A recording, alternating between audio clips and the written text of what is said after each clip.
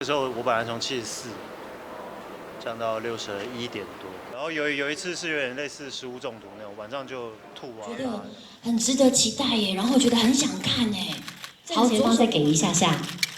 当然，就是这个演员们的这边演戏功力也是有目共睹，非常厉害。其实主要就是会接这个电影，也是因为导演刚刚讲的，这个电影的元素非常多。对。然后我自己很喜欢，我是推理迷，我很喜欢看推理小说，然后我也是导演粉丝，很喜欢看他的电影。但是最重要的是，刚刚导演讲，这个电影还是回归到很人性的一面，很多情感非常深的地方，那个部分就非常深。符咒，刺金符咒，是。对啊，所以你每次上戏是不是花很多时间在这个？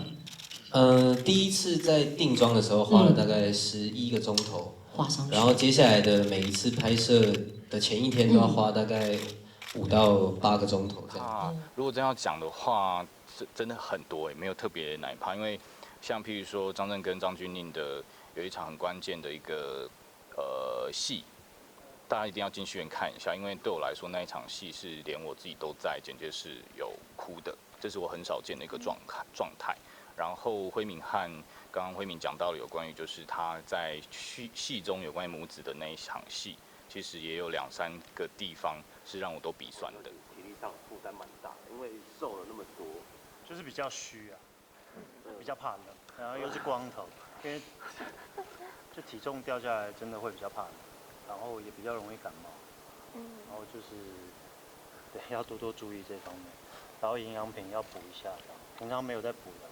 可是瘦到那么多，真的是需要。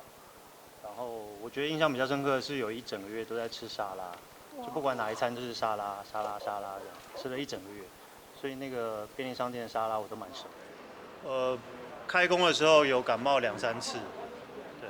然后有一次是有点类似食物中毒那种，晚上就吐啊拉的，就是身体比较。就是我们跟导演其实，在拍之前就一直讨论，导演本来是不想要光头的。就是还是要有一点头发，然后到最后再光头。是不是要稀疏？都有讨论过，就是看哪一个好看。但那时候其实一开始是想说，是不是先稀疏毛发，然后后来就是试妆之后，在跟演员一起讨论的过程里面，发现说，都科幻片，不然就是帅一点。对，而且感觉包括后来讨论出一个，对，但后来因为有讨论出来说，就是梁简的一些人设，他的一些造型状态，他是应该是一个比较利落的人，所以他应该不会想要让自己在仪容上面那么复杂、那么麻烦，所以他就干脆剃光头。然后最后大家就讨论出来之后，就决定还是直接用一个光头的方式，然后也非常好看，所以就。